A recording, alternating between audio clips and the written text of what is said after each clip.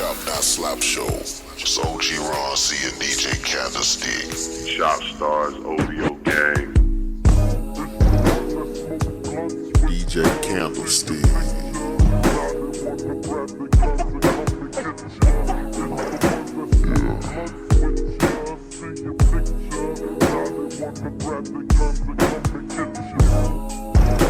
One time for the homie DJ Screw. Already. I'm feeling throwed in this bitch. I'm so high, and I'm coming down. Just me.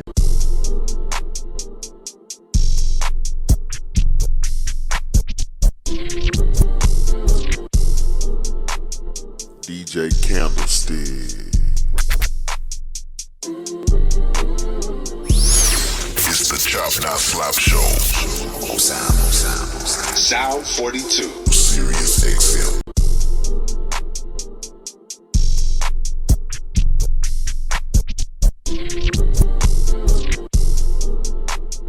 DJ Candlestick. It's the Chop Not Slap Show.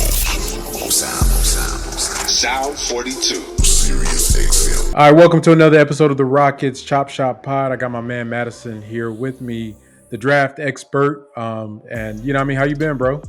Man, I've been good, man. I'm actually writing my dissertation right now, getting ready to finish up. So it's been a stressful time for me, but you know, we're pushing through, man. The Rockets, talking Rockets has been a good release for me, man. That boy said dissertation. That's Dr. Moore in a little bit. We're going to have to put that doctor on your ats when you join these podcasts. Oh, yeah, boy, it's going to be a full rebranding after I'm That's what's up, man. That is definitely what's up. But definitely, you know, you're my go-to guy for basketball when it comes to prospects. You know, obviously overall, I love your takes. Overall, just basketball love. I think we share a lot of similarities in how we see the game. And as you know, it's like 2-3 days now. The Rockets' fate for probably the next 3 or 4 years is going to be decided. I was nervous. I'm not nervous. Now I'm getting nervous again. It's coming up, but we know for sure that we have the 4th pick, and we know that's all we know. We don't know what they're going to do with the pick. We know we have the 4th pick, and we know that there are 4 players that have been linked, rumored in some way, shape, or fashion associated with that pick. And I wanted to give our listeners a comprehensive review of each of these players. So as we go into draft night, we kind of have an idea of who we're going to be dealing with. Some we've talked about more than others. And I think a lot has come out over the past few months since we've talked last about some of these prospects. And, you know, I've pivoted a little bit back and forth with some of them, but I just wanted us to kind of give an upper end of what they're going to be, the lower end, and then how do they fit on the Rockets? And then we can discuss, you know, later on, which pick we think that the team should make. So I'll start. I'll let you pick first. We can pick any of these 4 guys so people don't think we're trying to gas up. You know, if y'all already know it's going to be Scoop first if it was just pick the best player. So we're not even going to play with that. But you can go. So we'll pick a prospect and we'll just chop it up about them just to give some details. Okay. So I think the Rockets' biggest need is at point guard. And the most likely guy to be there at the position of point guard is Ahmed. So let's go with Ahmed first. So okay. Yeah. Even look at his feet right now. He got the top foot up, so I'm gonna attack that. And as soon as he tries to switch again, I'm gonna jump outside his hips. Is this helping recover person at all a part of the equation? Not so much, because I feel like I'm good at moving the ball around. Okay. Even if he were to reach, but spacing could be a little bit better, then he would be completely out the equation. That's gonna be better in the league. In the league, so let's say you beat this guy, and this guy is occupied by a true shooter in the corner. Potentially these 2 in the paint, it's an AD back there. Yeah. So what are you thinking? I know what's gonna happen on this play, I'll let it play, but what are you thinking at the next level? Well, if I get to this part, I'm dunking it. Okay. I mean, that's the good thing about me. I feel I'm a playmaker, so with that type of spacing, the court's actually spaced out. Go back a little bit, let me see. Yeah. The guy in the wing is gonna be a shooter. If he goes down, that's a kick to him. It could be a lob, it could be a pass to Tez. So there's so many options I could have out of this one set depending on how they play it. So while we're watching here, you're gonna score, but you are fully aware that at the next level, or even if this play had unfolded differently, you're able to make a play and make a pass from there. I'm definitely able to react to something, improvise. So so point guard Amon. All right. So first, I want to talk a little bit about Amon and his potential and ceiling and where his strengths really lie. Yes, this guy's a pretty generational athlete for the position of point guard. He has great size.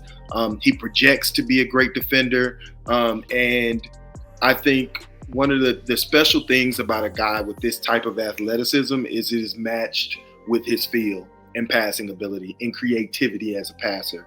I think one of the things that Amon can bring to the Rockets right away is his ability to transform your transition offense. As a young team, I think it's very important that we get easy buckets, we get out and running, and we always keep our head up. I think similar to the way Amon doesn't have really good comps at all, like throughout NBA history. There's not a lot of players that fit his unique athletic gifts and traits. But you can pull things from certain guys that do match up with some of his strengths. One of the things I like to say about Amon, or one of the things I noticed about Amon, his creativity in passing and his willingness to get up and down the court reminds me a lot of LaMelo Ball. Like that aspect of LaMelo Ball's game of sharing the ball, getting out in transition, and really bringing an identity of sharing the ball. I think Amon could do for this team. And I think that type of stuff is really contagious. And I think that's his greatest strength that he could bring to the Rockets right away. Now, we all know they played in overtime elite, kind of weird plays, the competition. We don't even know how that's going to stack up. But I do think the athleticism will translate pretty seamlessly. And so a lot of getting by guys will be pretty easy for him. I think that'll translate. And because he's such a great, because his nature is to pass first, when he draws other defenders, he's going to make plays for everybody else. One of the things we know as a weakness for Amon is his shooting. Right. So the mechanics on that jump shot does not project well long term. But I'm glad we got a new shooting coach in for the Rockets, so there's some optimism there. But when we talk about his ceiling outcomes, because he's so good at getting to the rack, he may not need the shooting to be an all-star level play via Russell Westbrook-esque, those type of players who are still able to make it work without a great jump shot. I mean, that's how talented he is as a shooter. But when we think about the superstar level players who live in the paint, who use their otherworldly athleticism, that are truly outlier athletes, even in the realm of the NBA, a lot of those guys are power athletes. They mix power and strength with that rim pressure. And I'm talking like Russell Westbrook, Giannis Antetokounmpo, Zion Williamson, the guys that really live putting pressure on the rim and scoring in that way, the way that people project Amon to do. It comes with a certain level of strength. And I think that strength and motor, you have to have the motor to continuously do that and be able to withstand the wear and tear of the physicality of the league. So I think one of the very few first things that they should do is get him in the weight room.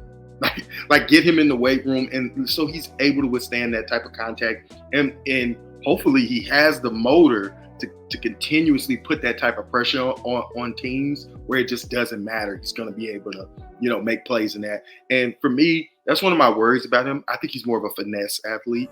We talk about Zach Lavine as one of the greatest athletes we ever seen, one of the most effortless jumpers we've ever seen. And if you put him in a dunk contest, he's going to win.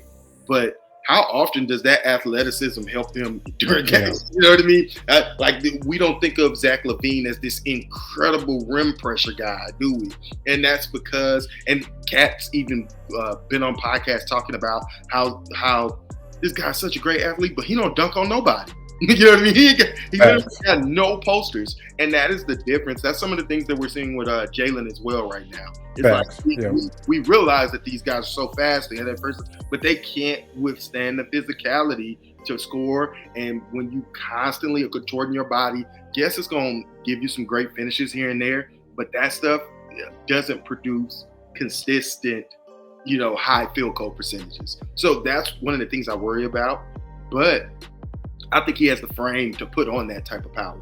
But that is something that we have, that's something like the Rocket staff, like, hey, you're going to live in this paint. We're going to get you in this muscle program, and we're going to get you big. You know what I mean? We're going to get you solid. We're going to get you, and I think that's something that he needs to add to his game. So I said a lot there, man. But No, you was spitting. There was something that you had said earlier today on Rockets Watch.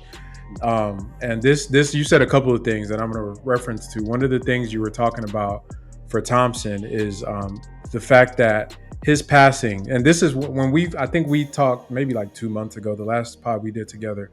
One of the negatives I had for him was that I felt like his passing was a byproduct of his athleticism. And I'm really scared of guards that rely on pure athleticism to open up passes, because even though the end product looks the same, like if Chris Paul was going downhill on pick and roll and got a pass off it to a corner, and like Russ was going downhill and got a pass off, it looks the same. The difference comes in the playoffs and late game situations where some of those options that you would get on a simple skip pass or something like that are taken away. And then the difference between the cerebral guards and the ones that are just athletes is manipulating the defense to trick them into seeing something that you're trying to, that's really not there, and then you can play off of that. Over the past few months, I have been watching interviews, and you would reference one on Twitter of him. I think he was describing just a pick and roll. Mm-hmm. And when he laid it out, and it's so simple, but y'all don't know, a lot of these basketball dudes, they just play off of instinct. They don't know the film. A lot of them don't even know the terminology or the X and O's that go with what they do. They just do it because that's what they've been doing their whole lives. This kid actually understands and is intentional about what he's doing on the court. And to me, that took him from one level to another in his upside. So what did you see with that? Like, what have you seen about his mind as a guard compared to like what most people see about Ahmed? Yeah, man. So for me, I think one of the first things you do, can you manipulate defenses with your eyes? And that is something that Ahmed does consistently. He consistently looks guys away. There's a lot of deception in his moves, and not just passing, but how he gets to the rim as well. And that comes to his cerebral nature.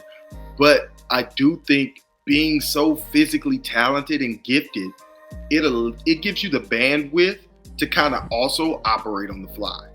And that is probably going to create some bad habits, that that's going to be needed to be ironed out at the next level. This is when we're talking about like rookie mistakes. You know what I mean? There's going to be situations where he just gets himself in trouble because he just thought, hey, just because I beat this guy, but he didn't account for how the defenses are really going to be honing in and how much faster and quicker they are. So usually when he's able to use his athleticism to hang in the sky and make this incredible pass, like those windows are going to be tighter. Teams that might have worked in the first quarter, it's not working in the fourth. You know what I mean? And that is what he really needs, I think, to work on, because I think he has the cerebral nature to be that type of player. I think that's well within his outcomes. I just think it's going to be – I think it may be a shock early on how fast and quick guys are and how much relying on your athleticism can't – you know what I mean? You can't just solely rely on that.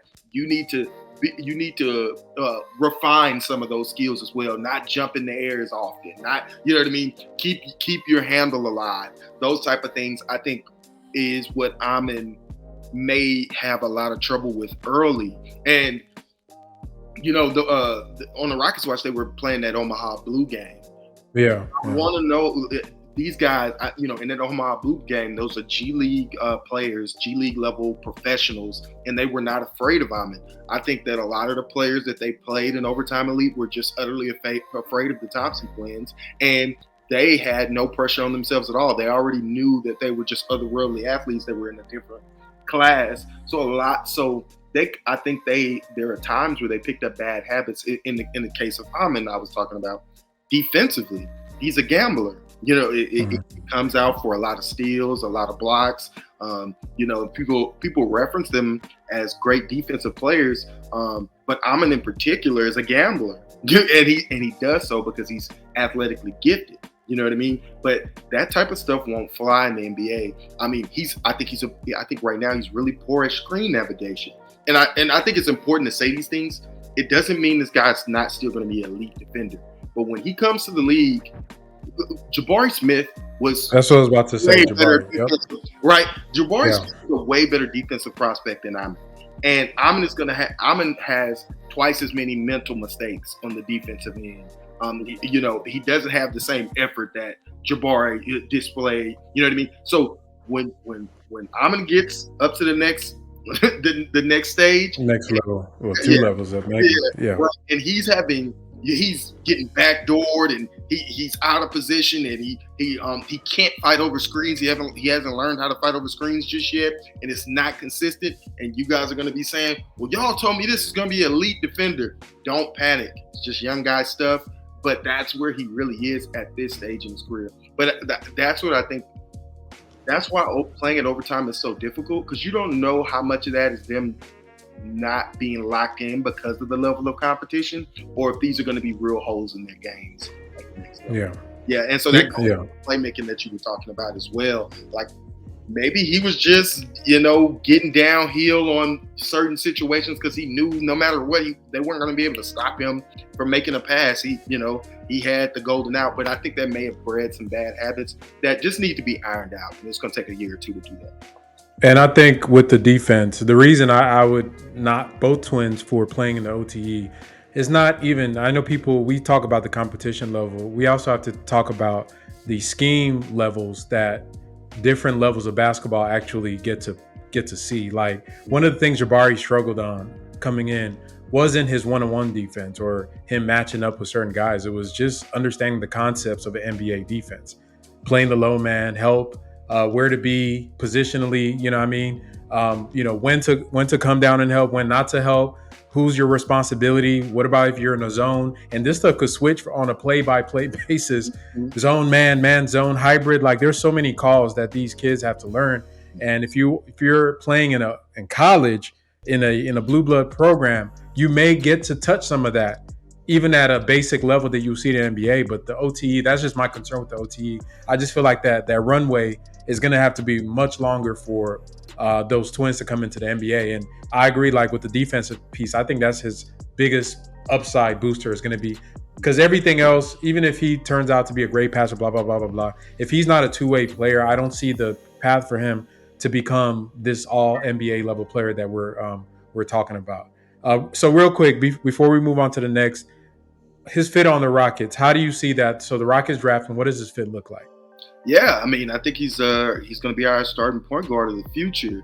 I think he's a guy that's going to be able to get downhill, draw defenses, and get shooters open shots, first and foremost. I think him in the pick and roll game with Alperen Sengun can be really dynamic. He's going to be able to get Sengun the ball in the most creative ways, that in windows that people aren't going to be able to see.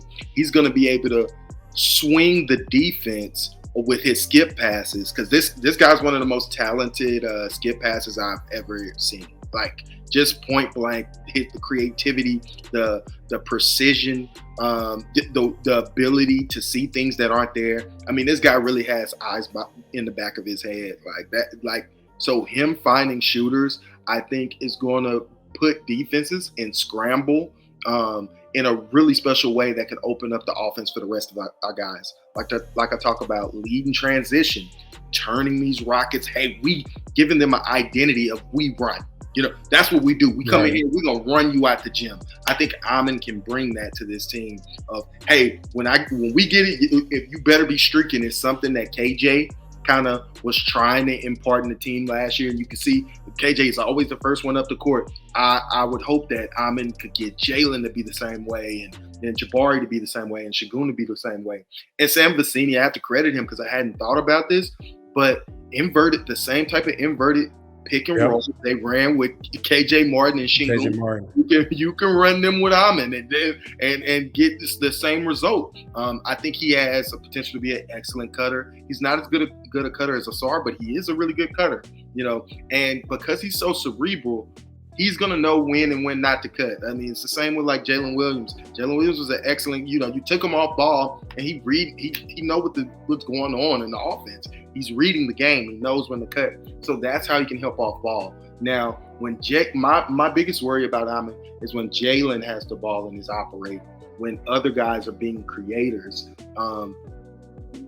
what is his role? Because he's not going to have much gravity as a shooter, especially for probably the first 3 years.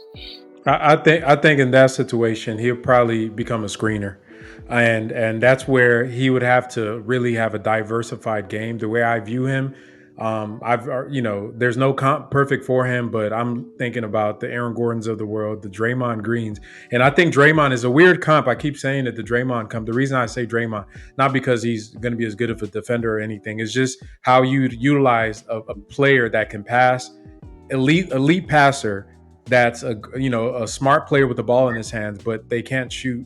You surround him with other players that can space the floor with shooting, and let his passing in the short roll, his ability to get down to the rim after he sets a screen, and his ability to be able to also just set other screens and rescreen and things like that, and just kind of play with the defense, because his rim pressure as well is always going to be there. Like you pointed out with KJ, that's always what comes to mind when I think about him and Sengun running pick and rolls, is that Sengun could be the point guard in that pick and roll and make every read the same as a point guard, and have Amen Thompson screaming down with some big man backpedaling for his life, trying to beat him to a spot after they make that switch. So yeah, I definitely can see a world there. But yes, the Jalen with the ball in his hands, that is where it gets nasty.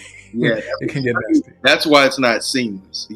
I mean, he really going to have to put some work on that jump shot. And I worry about his in-between game too, man. He has to add a floater. He has to add those type of things for his success as a primary guy as well. I mean, teams are gonna give that up to him. They're gonna go under screens. They're gonna do these certain things, and I think it'll be interesting to see how he adjusts to that. One of the things that I love about the Thompson twins, and why I'm really at peace with selecting either one, is the intel on their work ethic. Yeah. And to come to a city like Houston, you need that type of focus that these guys have had. These guys are rich already. They already have dealt with the money, and they are doing 3-a-days in the gym. And they live, sleep, and breathe basketball. They're film junkies. They really are students of the game. And I think I'm going to be okay that knowing that if this guy doesn't succeed, it wasn't because he didn't put the work in. You know what I mean? Like I'm completely good on that. So that's why I think it's fun. It has a lot of upside, and I love to see him bring kind of an offensive identity of running up and down the court. I mean, and you can check out his point of attack defense once it gets good enough. Elite tools there. So yeah. Okay. So you got to pick the first. I'm going to go with the second, and I think it's only right that we go guard and guard. The comparison, so we can move on to your boy Scoot Henderson. Dude, all these teams, they've been following you for a long time right now. Like the NBA, GMs, front office guys, they're not going to learn anything new about you on the court. They know what you got. So what else can be given to them? Like, what can they know about you as a person that maybe they don't know from watching all that film? My personality and my winning mentality, and how I can come to an organization pretty young, but still impact the locker room, impact the community, and come for one reason. That's to win rings. So I think that's what I can bring. That's what a lot of teams don't know about, and they don't know that I grew from the first year and how well I can lead a team. No, I heard you say something that I really resonated with today, because a lot of people, even on this channel, they ask in the comments, why are you so high on Scoot Henderson? Like, what is the deal? I mean, y'all have heard my spiel. I think he can, all the stuff we talked about, man, with the passes, reading the game, he does all that. Plus, he's a good shooter. He's not efficient right now, but that's something that he can get better, more efficient, but he can shoot. There's a difference between not being, people say like Amen Thompson is not a shooter. Scoot Henderson is a shooter. He's just inefficient. That efficiency is bad shot taking, shot, because he's the man. He's just he's just living his life out there on the court. In the NBA, that gets cleaned up because there's more expectations, better coaching, etc. You spoke of the difference between the two of them not really being in the upside, and I think I've heard a lot of reputable people say that Man Thompson has the highest upside in the draft. And yeah, facts. If he can shoot threes, he's 6'7", long wingspan, he can guard.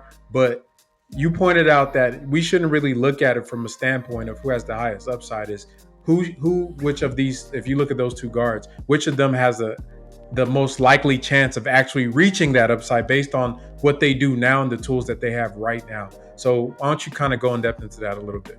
Yeah, I mean, I think that's the biggest difference. I mean, Scoot Henderson is more polished and closer to reaching that upside than Amon. He has less questions, and when it comes to actually getting there, I mean, just as cerebral as we talked about Amon, with all the warts of the he has some stuff where he's developed these bad habits and stuff. Scoot doesn't have that in his game. This is a very polished floor general type point guard who is cerebral and who is cerebral in nature, who has already developed a 3-level scoring package. It's already there. He's already a 3-level scorer. Yes, like you said, the 3-point percentage wasn't as efficient, but 32% on the year, going from, and I believe he was like 24 last year. That's an 8% increase. That is a huge jump, right? Against better competition than Amon. Amon was just left open to shoot. Scoot was not. You know what I mean? And then when you talk about projecting jump shots, one of the things that you look for is, okay, well, can they shoot in the mid-range? Well, Scoot is borderline elite in the mid-range already, and his numbers took a dip after the injuries. And this guy dealt with a concussion. He dealt with 2 concussions, I believe. And so you got to understand that shooting and lights and, you know what I mean, that stuff can affect the player's rhythm within the year. And he was above like 35, 36% before he started getting really injured, and it started taking him out of those games and probably taking his foot off the gas. Like, hey man, I need to worry about getting through this season healthy because it'll affect my draft stock. So I think it's a perfectly good explanation for a lot of the questions behind how he finished the season and whatnot. But I mean, the likelihood, I dropped my final big board today, and I did percentages. On whether you be a bench player, a starter, an all-star, or a superstar. And if you go look at those, Scoot Henderson has a much higher percentage of reaching all-star and superstar than Amon does, right? But if Amon reaches that superstar status, that may be a better player than Scoot Henderson. But I would like to gamble on the guy that I trust that has the better chance of becoming a superstar. And that's what you have to measure in these type of things when you're measuring risk versus upside. That's a lot of what this evaluation is about. And let's be honest, I mean, if Scoot becomes a superstar, that's not going to be a big difference between Scoot and Amon. They're both superstars. You're getting 2, right? And so I'm going to choose the guy that's more likely to get to being a superstar. You know what I mean? And so that's what I was trying to get to. I mean, that guy's one of the more sure things that we have in previous drafts, honestly.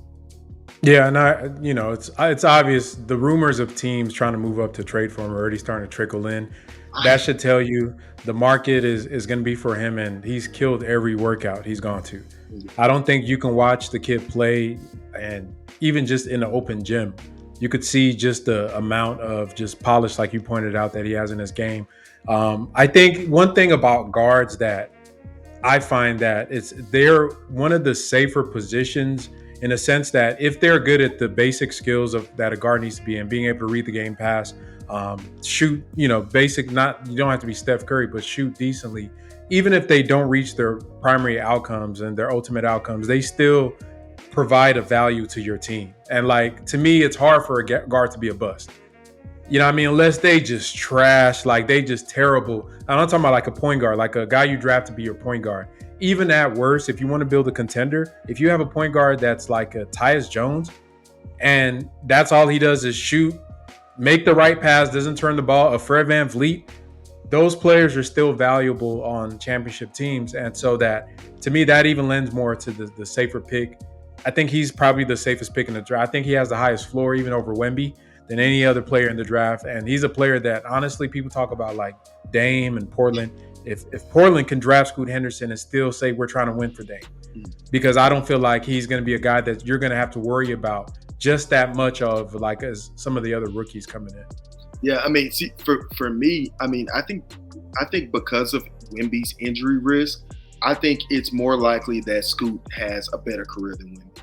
You know, like I think that's it. That one of the things that I love about Scoot is that although he's this incredible athlete, he doesn't need to use his athleticism. You know what I mean? He doesn't need to use his athleticism to be effective on the floor already at such a young age. And because he doesn't need it, he's always in control.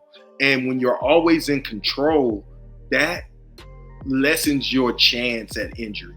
You look at Ja, this high flying, but Ja, man, it's scary every time he hits the floor. You know what I mean? Scoot, it plays in a much more controlled manner with a much more solid body. I think he's built to last. I think he has the type of frame that's built to last. And with those physical attributes combined with that IQ, I really have a hard time seeing him fail.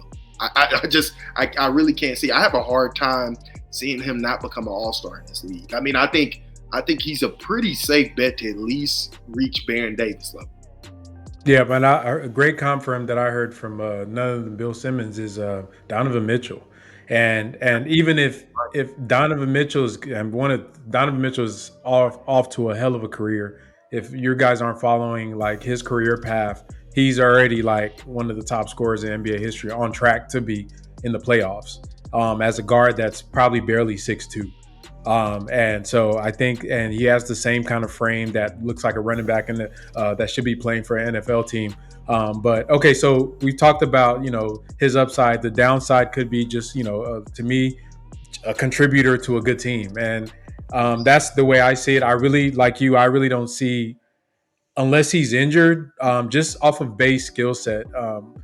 I love players that don't rely on athleticism to be good at what they do, because that's, one, you're going to get a guy that he thinks the game, and two, he can play in the NBA for 15 years and still have the Chris Pauls of the world that can still attack you and defeat you with their mind. So if he doesn't work out, what is worst case scenario for Scoot Henderson? Probably so. And that is if he has fooled us on his cerebral nature. Like he's not a top tier. He's not a top tier processor. He's just a pretty good one. You know what I mean? If he's fooled us in that manner and he doesn't grow in that way, I think Bledsoe has a similar frame. He has the type of physical traits. And one thing I want to tell, like, people don't understand, is that when you scale down your role, you have energy to spend in different areas on the court.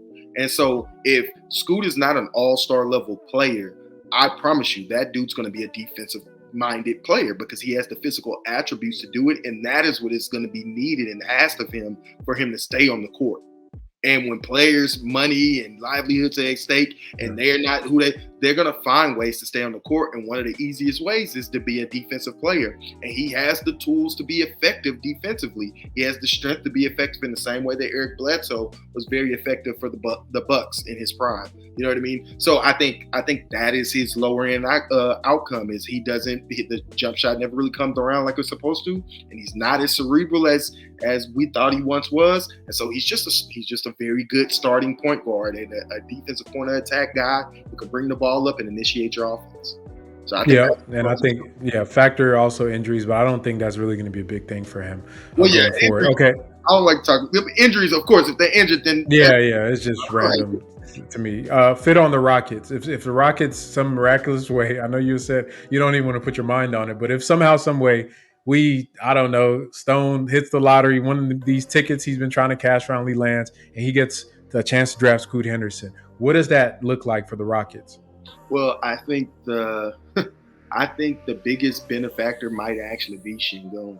I think him and Shing, he played with a similar type of big at G League Ignite, and his ability to get it to, not need a lob threat, but to get the ball to his role man in these different creative ways. I think their two-man game could truly be special.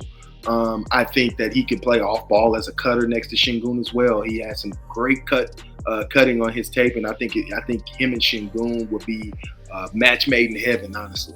And next to Jalen, I think he can play off ball. He can be used as a cutter. He can swing. I think he's cerebral. I think he plays well. I don't see any issues with that. And then I think since he's a natural floor general, and the way Scoot kind of approaches game plans is he really is focused on getting everybody else involved first, and then he finishes games. The fourth quarter he knows it's his time. He's trying to finish the game at that moment.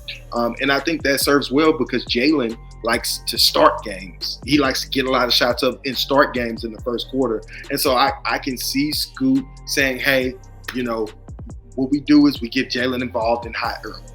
Depending on how he's feeling, we run our offense through that. Then we run through Sengun as our secondary option. We know we need to get Jabari some shots. He's going to understand balancing all the different talents, and so that everybody feels involved and they play more as a cohesive manner. And the leadership itself, I think it will be the biggest. That type of leadership on the court, on-court leadership, is the biggest plus that he's going to. I get flashes of Harden, Chris Paul, kind of like how they were able to manage, where Harden would do a bulk of the carrying for 3.5 quarters. Then when it got to about 5 minutes, it's Chris Paul time. Yeah, and that got us, because though that pick and roll attack where most teams in NBA are conceding the mid range, that's a night. That's how you put teams to sleep, especially if you got a early lead or you just want to nurse a lead.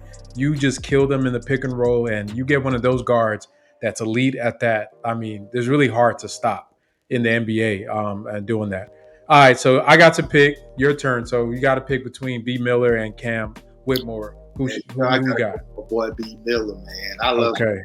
What do you think your biggest goal at the NBA level is going to be? Being a vocal leader. I think I started being a vocal leader this past year during my college year. I think I've always led with my actions in high school.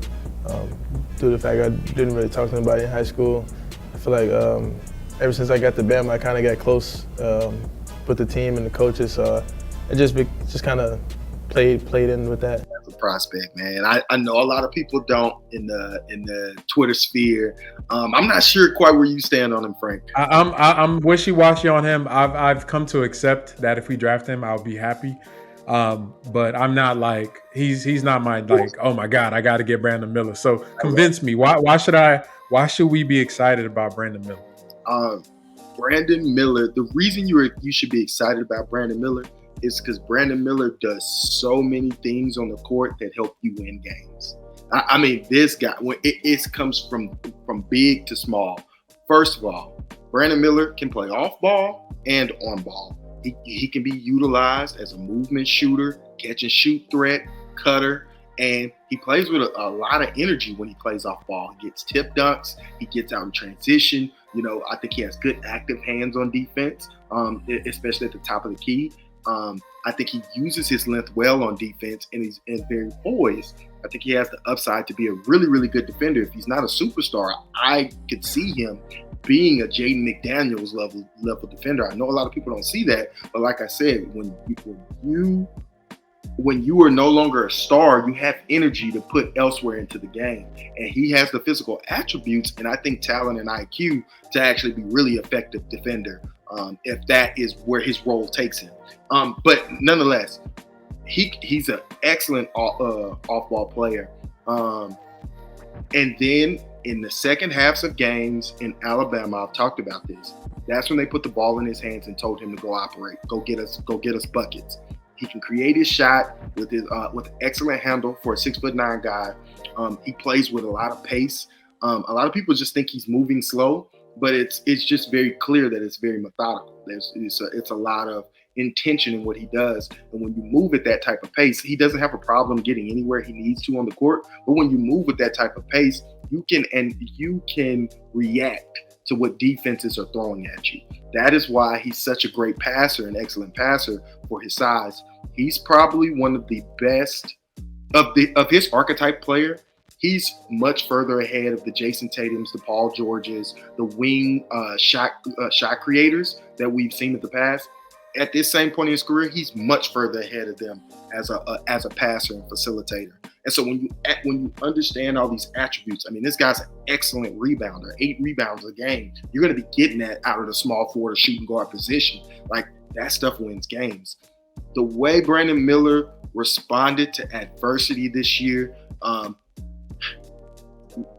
we want to know how guys respond to adversity all the time. We always are.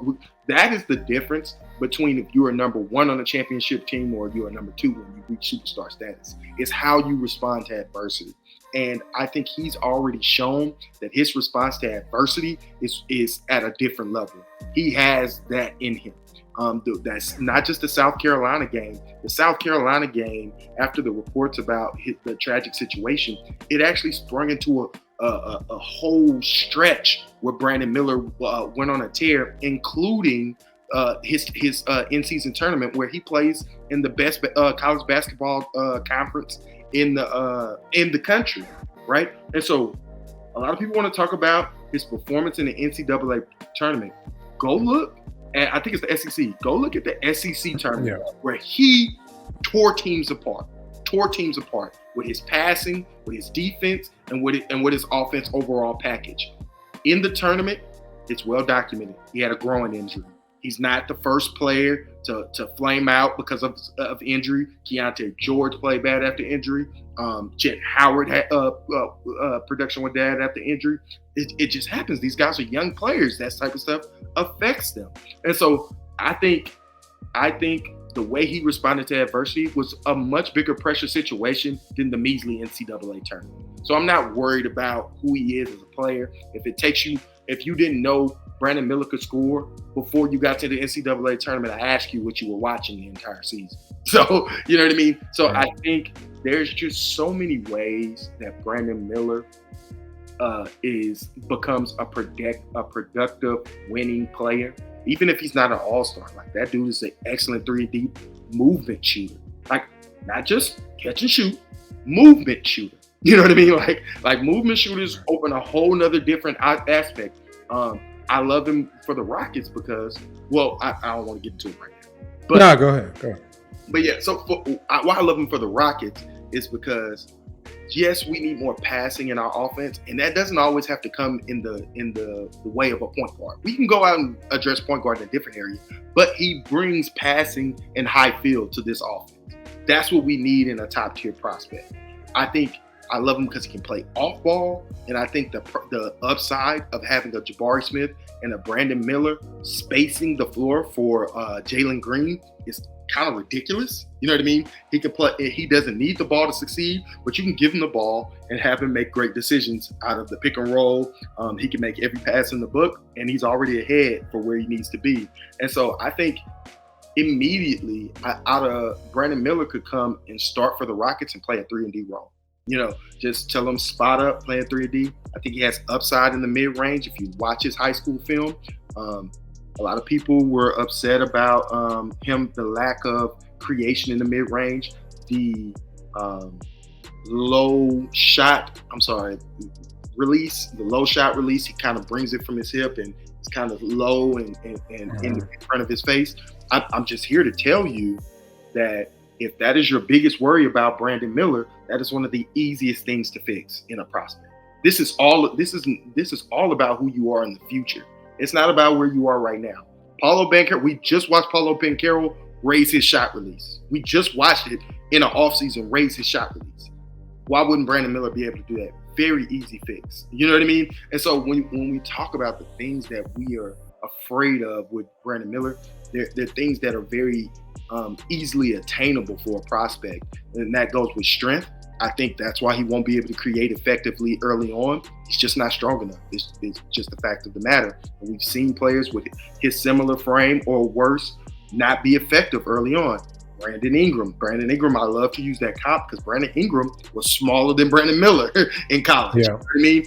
And he had a tighter handle.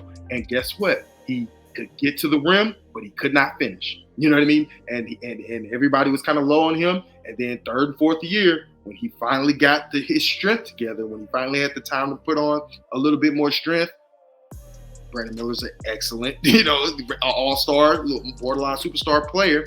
And this year, at the end of the season, he really showed you who he was as a playmaker. You know what I mean? And so I don't think Brandon Miller is going to be able to really create early on.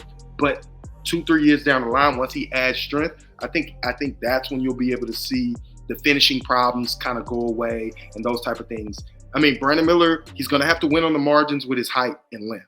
Okay, so he's not going to be creating a huge amount of space, although he can create space with the handle. But he's not going to be doing that consistently. He's going to win on the margins in the way that Chris Middleton does, in the way that B.I. does. You know what I mean? He's going to win because he has more length than you.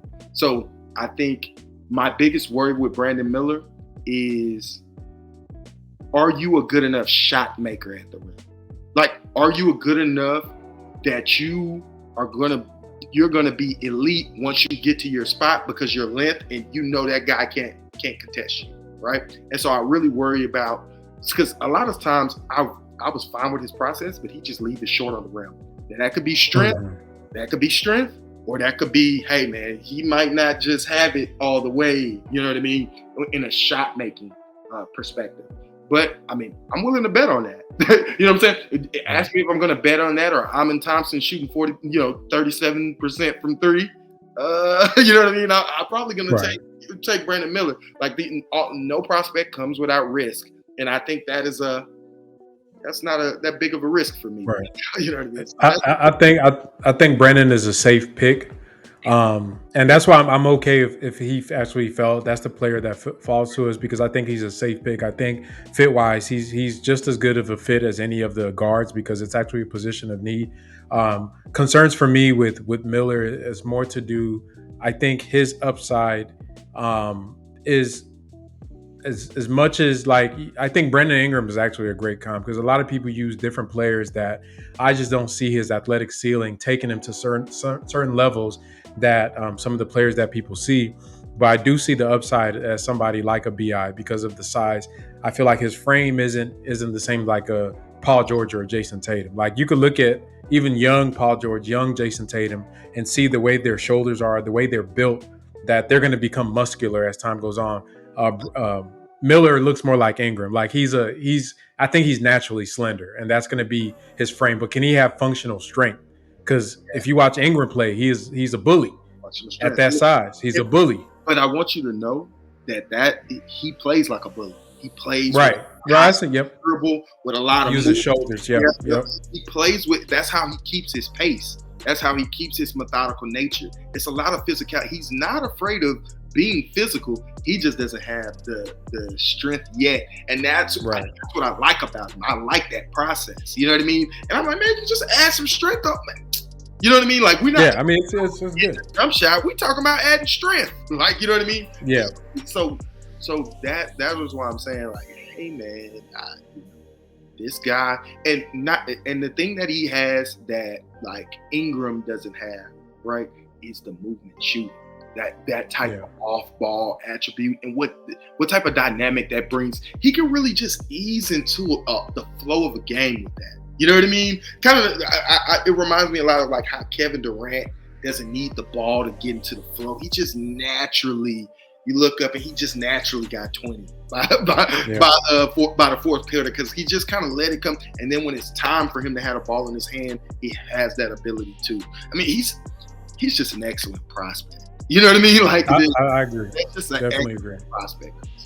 Definitely agree. And I'd be, and if we drafted him, I'd be perfectly fine with that. And I think that it's for all of these guys. I think it also depends on how they're utilized, and that's why I'm glad we have a good coach. Because if this was Stephen Silas with Brandon Miller, man, I'd be a little nervous. Okay, so the last person left is going to be Cam Whitmore. 10 NBA draft prospect forward Cam Whitmore, the 18-year-old from Villanova, is in Houston working out with local trainer Aaron Miller.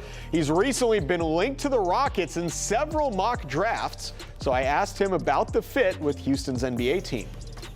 You've been linked a little bit to the Rockets. What would that be like, kind of how you fit into their team, and what have your conversations with the Rockets been like? It's really versatility. I mean, I haven't really visited them yet, but starting tomorrow, I'll probably be in the process of them, getting to meet, having to establish a great relationship with them. But I'll say the fit, everybody's versatile, and I can fit in that type of category. So I think it will be a great fit.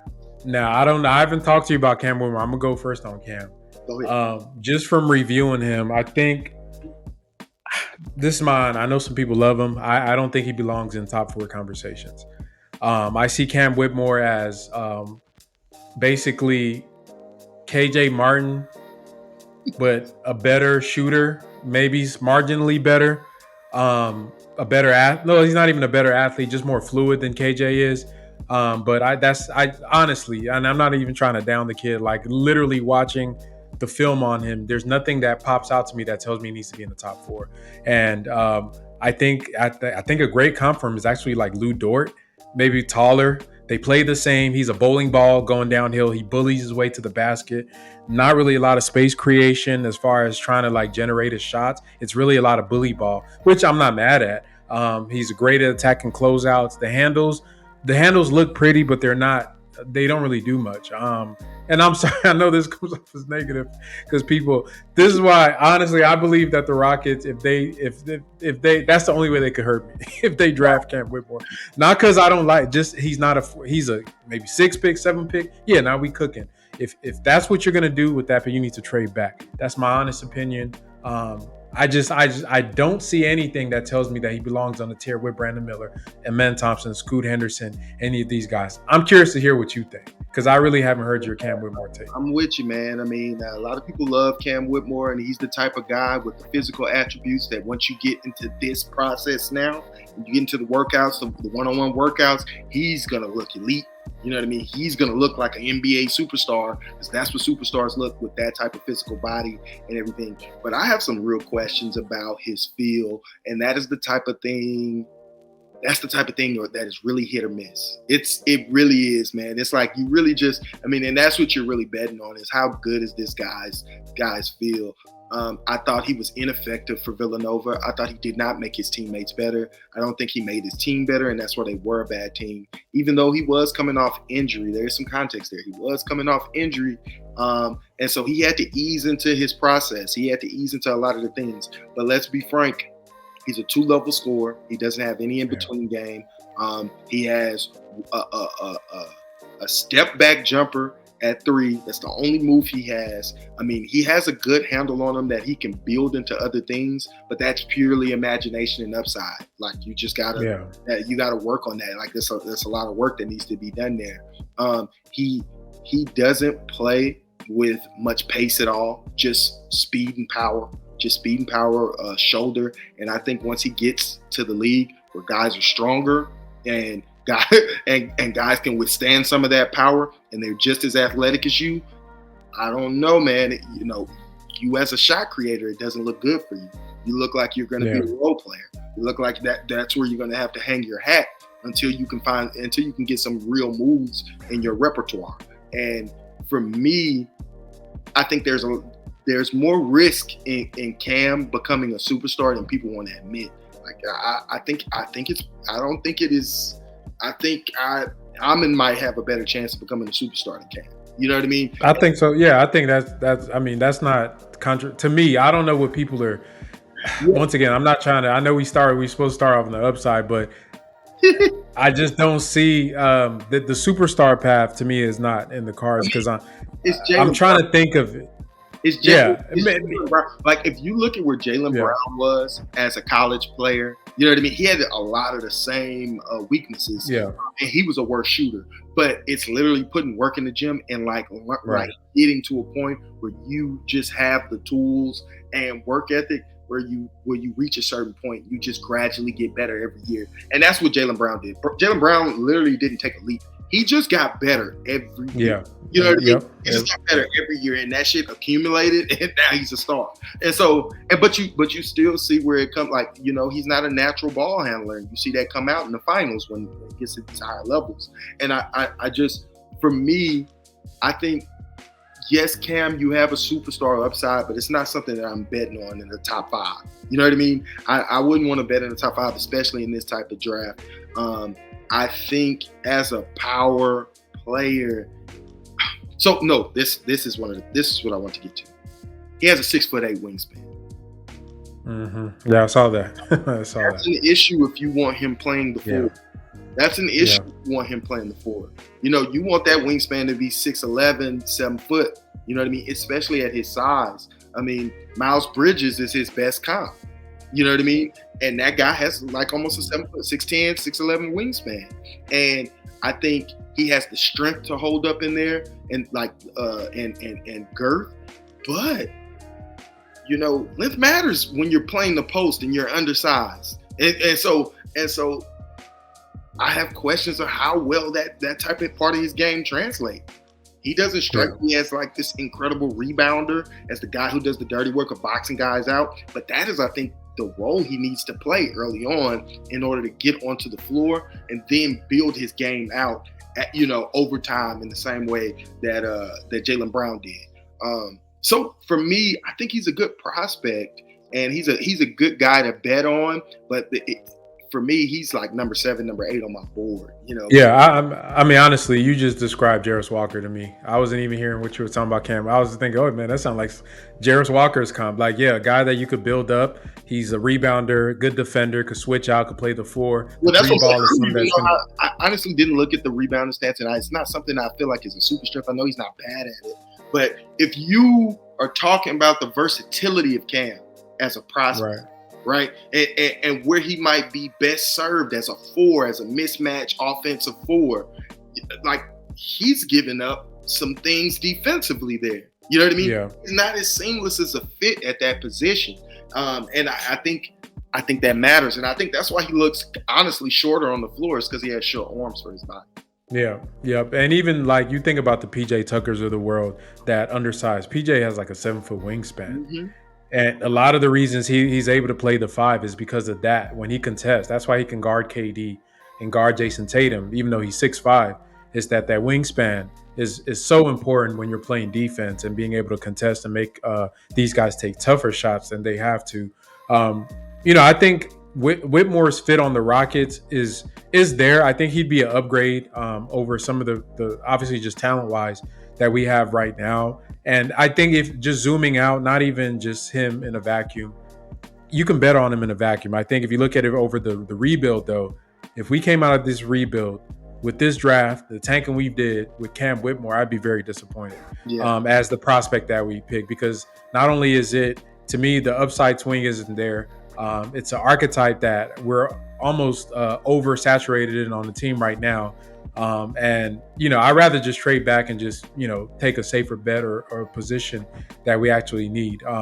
So I think the fit, like if he was to play, he would be Kenyon Martin Jr. That's basically where you would put him at in those lineups where it's like KPJ, Jalen, it'd be him, Sengun, and Jabari. And can Tari Eason just do better stuff than him? Probably. Yeah. I mean, you know what I mean? So I don't know. That's just my feel on him. Okay, so we got these 4 guys. We talked about them. We destroyed Cam Whitmore. Anybody that likes him, but hey, we just be. I don't think he belongs in this tier, you know, or this. The Rockets might bump their head and just do something crazy. We just never know. But all right, so if you had the pick, let's rank them on who you would like your order of picking. Like if you let's say. If you had number 4 pick and any of them were available, who would you pick? Who's your number 1? So number 1 is Scoop. So I think we'll do that. Number 2 is Brandon Miller. I honestly think Brandon Miller is a higher tier than him, and it's for the same reasons for Scoop. I think his median outcomes are he's more likely to become a star. You know what I mean? So Brandon Miller is 2, and then Amon is 3, and then Cam is a distant 4. I have like 3 prospects ahead of him. What are those 3? Real quick. What are the three guys you have ahead of? Asar, Jarris, and by the way, Jarris has a 7'3" wingspan. Like, just, you know, think about that. That is the type of length and versatility that allows you to guard up. Jarris Walker, and Keontae George, one of my faves. Okay. So, Okay. And people were asking me, because I dropped my big board today, why Keontae George over Cam? Like, he was ahead of Cam. They're in the same tier, though. They're in the same tier, so it's interchangeable. But it's just naturally more talented, honestly. I mean, Cam is more physically gifted, but I don't think people understand how like talented Keontae George is. Like, as a natural scorer, he has some stuff that you just can't teach, like natural feel and skill. And that dude gets after it defensively. So. Facts. All right, so my top will be Scoot, obviously number one. I'm gonna switch with you and go Amen second, because I just feel like positionally, I wanna come out of this draft with a guard. I need at least to say that we tried to get a floor general out of this thing. And the reason I would prefer it to be somebody in the draft, obviously with the CBA. I want a guy that we can keep for the next 5 to 7 years and grow with. I think what I've seen over the past few years with team building and how some of these contenders are being built, team chemistry is at a premium. Letting guys develop together, get their bumps together, learn to play together, feel each other out over the years, and get to a point where they know their roles, I think is very important. And I think trying to get like 2-year contracts, 3-year contracts, it serves a short-term purpose, but I want to find 3 guys that I can roll with for the next 5 years on this team. And I think getting a guard that can handle the ball in the perimeter and be elite at doing that is, to me, that's probably the highest floor player you can get of all the players we've gotten. Higher floor than the Jabari Smith, higher floor than the Jalen Green, because you get a guard, then that really opens up your team build and what you could do. And I think we need that. So that's the ranking there. All right, man. Appreciate you for coming through, dropping gems, dropping knowledge. Where you gonna be watching the draft at, man? You just gonna be chilling? You're not in Houston, so yeah. Nah, I'm gonna be here, man. I probably won't join any of the spaces and stuff unless somebody like actually want me to come and like do something. But I typically like to watch the draft alone. It's my Christmas, you know what I mean? So it's just like it's one of the biggest parts of the year for me. I can't believe it's upon us, and I'm just excited, dog. I can't wait, man. If we get Ahmed. Boy, summer league going up, boy. I'm telling you, summer league is built for Ahmed. It's built for him, and it's so important because we'll really get to see where he is. Finally, some real competition, some real structure, and this is a space that's really conducive to his style of play. It could be some exciting stuff, man. So I'm really excited, dog. I just hope that it's been some Zion rumors. I just hope that's some trash. I really hope the right. Yeah, I hope that's cap. But bro, I'm praying. Ago? Did I see the what? The tweet that came out like an hour ago. No. Let me know live on here. What's up? What we found out? Not on live. No, his extracurricular person that keep tweeting the world made another tweet. She basically said she had some videos that she would release. All right, we out the Zion business. It's like, bro, do we need that type of shit in the Rockets, dog? Like, no, we don't, man. No, we don't. We already got enough. Adding the New Orleans Pelicans, I'm just like, man, Zion. Man, damn. Yeah, now Zion got issue. He needs to hire Tony Busby or one of these lawyers. He's just a young dude with money. And it sucks that he got around the wrong person who, keep stuff. Hey, character matters, and I think that's why whoever we draft needs to be a high character person. Whoever the Rockets add to the franchise we need to start building the equity and character so teams can and agents and everybody can take us serious. No to Zion. He can deal with all them thoughts and whatnot in New Orleans, bro. If he coming to Houston, bro, going crazy. He going crazy. That's what we got him here. Houston, the best place for this. Like, we might be the best one in the USA with these type of women. Like, he going crazy. He gonna lose his mind. He's gonna lose his mind. Tillman, factor that into your calculation, man. Bro, and then I heard some podcasts about KLC and Verno. I was just talking about it, and they were really talking about this guy not working hard, like the chatter around. Yeah, I've heard all that. He's not a hard worker, and he thinks he's working hard, and that's why he's out of shape. I'm like, man, that is not the type of stuff that I kind of. Even though this dude's elite talent, it's just, sheesh. You know what I mean? It's a lot of question marks, but I hear the Rockets love it. Rockets need to chill out, man. Let's just make it to Thursday.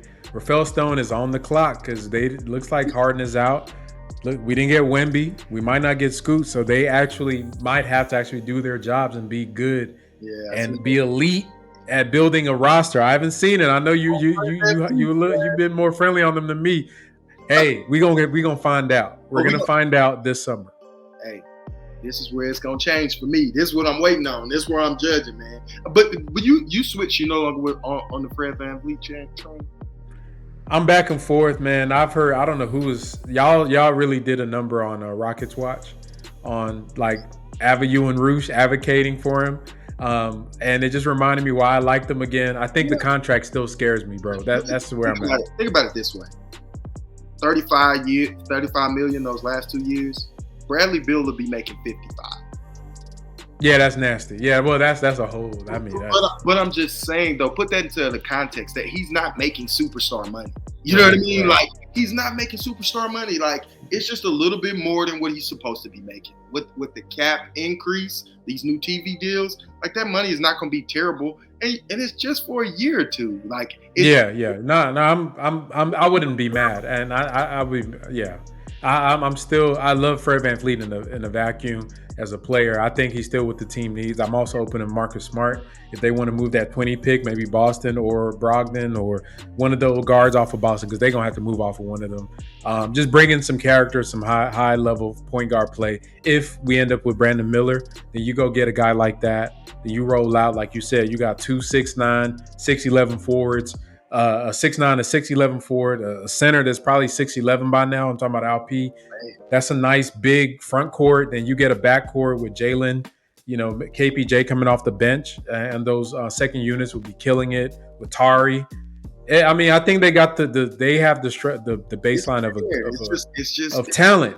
That's what I'm saying. It's there. Getting the right guys in there to like connect and synergize that talent. And that's why I'm like, bro, I'm willing to pay for the right guys. Like, I'm willing to spend a premium for the right guys. Like, I don't care, bro. Spend that money, man. Go get Grant Williams. Go get Cam Johnson. Like, no matter what, if you overspend for those guys, one thing you know is you got the right guys in the building. And you gave your young core the chance to be good. You see what I'm saying? And those are the type of guys 4 years down the line, if your young core are stars, they are going to be contributors. You're not going to be looking to move off of those guys. They're going to be contributing. You know what I mean? It's not like, one of these lesser, like Mike Conley or Kyle Lowry. 4 years down the line, they can't help you. You know what I mean? Like, you're going to be in free agency trying to look for and find somebody else. You know what I'm saying? And so it's just like, if you spend on the right people, then you're not going to have a problem. You know what I mean? But, spending on Dillon Brooks, man, that's... No, don't bring that name up on this podcast. Hey, bro, you're going to have to talk about Dillon Brooks because it looked like we the only bidder, and we still bidding $18 million. Jesus Christ. I'm trying to... I mean, if they do it, we're going to find something to talk about, but I'm not a fan of his because I don't feel like he adds anything that we actually need, even off the court. So it's a negative across multiple borders. Like, if you can't function properly on a contender, I don't see what makes me think he's going to check it on a team that is going to have him be on a higher pedestal than he was on his previous team. And I just don't like his game. I think it's a lot of fluff. What Russ said about Pat Bev, he just run around. That's basically Dillon Brooks. He does all the stances and all that stuff, but dudes still cook him. He has good defensive games. I think his defense crazy. I'm not. He has games where he plays hella defense, but a lot of it is like he's gonna foul. He usually is in foul trouble. He's like an enforcer type. I get that, but it's just one of my best friends is from Memphis. He's a huge Memphis fan, and one of the things he talk about, like, bro, that he do this same take foul, and like no matter if they in foul trouble, like if they're in the penalty. He always does it. Yeah, bro, he always does it. Like, he watched the games like we watched the Rockets. You see what I'm saying? And man, you won't hear him say a word bad about any Memphis player. Well, by the time Dillon Brooks was done with him. Oh, I know it. I already know. I know they hate him. Dude, to be, you know what I'm saying, talking, the way he talking, Yeah, man. Dude, I'm not a fan of the Memphis, but even I groan when he takes bad shots. I'm like, damn, bro, like, damn, you gonna take that? Like, y'all down 3. Fire for MA to put out. You're supposed to be bringing in a vet that adds exactly, forces the message that MA is putting out, and instead you're gonna have MA spending time trying to get that in the film room, trying to get that guy not to take shots at inopportune times. You know what I mean? Yeah, I can't see it. He's done it literally crunch time in the playoffs. The IQ isn't there. What you think you're gonna do on a bad time? This is what I'm saying, bro. What are you valuing, Rockets match? Like Raphael Stone, like you say you value culture, you would not make this type of move. You know what I mean? If you need an enforcer, if you need a guy who's gonna bring toughness on defense, go get Patrick Beverley.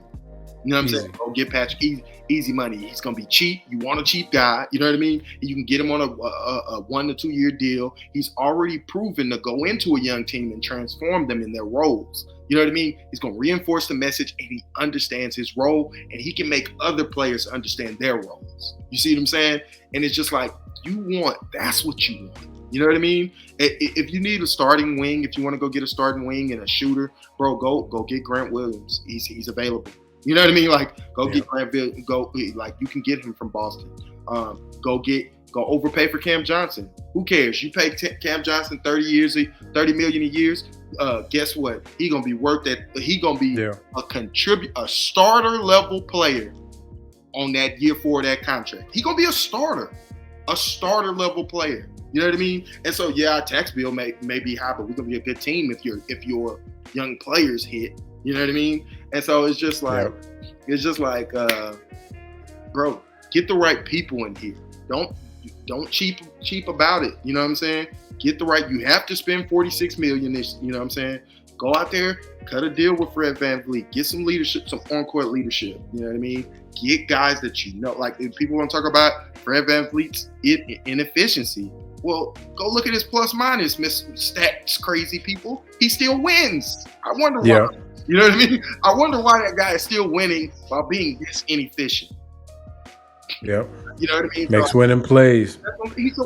Because winning is more than just the ball going in and out. You know what I mean? That's an oversimplification of what's going on. That guy's going to grab guys, put them in position. That guy's going to say, oh, they just went on a 6-0 run. Let me slow this down. You know what I mean? Let me get my guys together. Oh, Jalen just hit 2-3 shots. We need to call another play for Jalen. He's the hot man. You know what I mean? That Jabari ain't got a shot in 6 plays. Let me call a pick and pop for Jabari. You know what I mean? Just leadership. Yeah, I will shed a tear if I see our Rockets do an in-game huddle. I don't think I've seen them do one. Maybe they might have done one after maybe they was fighting or something like that. But when Schroeder, you said what? I said when Schroeder. Yeah, that's right. Yeah, Schroeder. Yep. I like. And little stuff like that matters, man. Like, you see stuff like that. The reason these vets know how to get okay, let's slow down, man. Let's take a breath. Everybody come in. Let's talk about like stuff like that. Not seeing them huddle. You see all the team. Boston huddles. Golden State. Draymond is great at getting those guys around to talk to them. They huddle. They have many little chats on the side. We don't do none of that. We don't talk. All of these little nuances of basketball that are really the difference between winning and losing. And that's what we is not there. That's what we're paying for.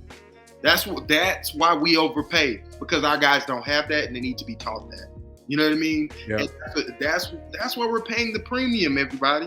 You know what I'm saying? It's worth it. We're paying the premium, that extra $10-15 million that we're giving that guy. It's for the development of the young guys. You're pouring, it's like buying another coach. But guess what? This coach plays. You know what I mean? Like, You know what I mean? So that's what it's an investment. You know what I'm saying? So people are too bogged down. Hey, bro, we ain't no championship team. Why you worried about the tax like that, bro? Like, you know what I'm saying? Like, what you really worried about, bro?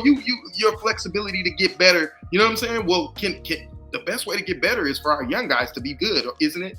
You know what I'm saying? So I just think we are so used to the Rockets being good that we don't understand how to come out of a rebuild, how to develop our guys in the proper way, and I think a lot of our focus has been the focus of a winning team. You know what I'm saying? Like from the position of a winning team, and like we don't really know how what teams do before that to get good. You know what I mean? Yeah. So I think money, y'all worried about the wrong thing right now. We're not paying anybody. Big facts. We're not paying anybody, bro. Like go Big get somebody facts. who means something to the development of your young guys. Man, appreciate you, dog. So yeah, tell the people, man, where you at? Where can they find your work? And y'all can come to Twitter, interact with me, man. I love to interact, talk Rockets, talk draft, man. At Madman Leaks, that's my Twitter profile. Just come hang out with me. Yes, sir. We'll have that in the description. Is you have your big board is on Twitter, correct? Yes, my big board is on Twitter. Okay. Today, probably retweet it tomorrow, retweet it before the draft. So okay, bet. You'll look at it. Yeah. Bet. I'll put a link to his big board so you can go directly to it on his Twitter page. Appreciate you for coming through, bro. Draft is on Thursday. I'm going to have to get with you afterwards, see how this goes. I know there's going to be some spaces or something. We'll be going live on the channel, but I'm going to probably join the Twitter spaces at some point, depending on what happens. I might be depressed. I might be ecstatic. I might have a stroke. I don't know. We're going to see. We're going to see. But, man, shout out to you, man. Appreciate you coming through, dog. All right. Appreciate you for having me.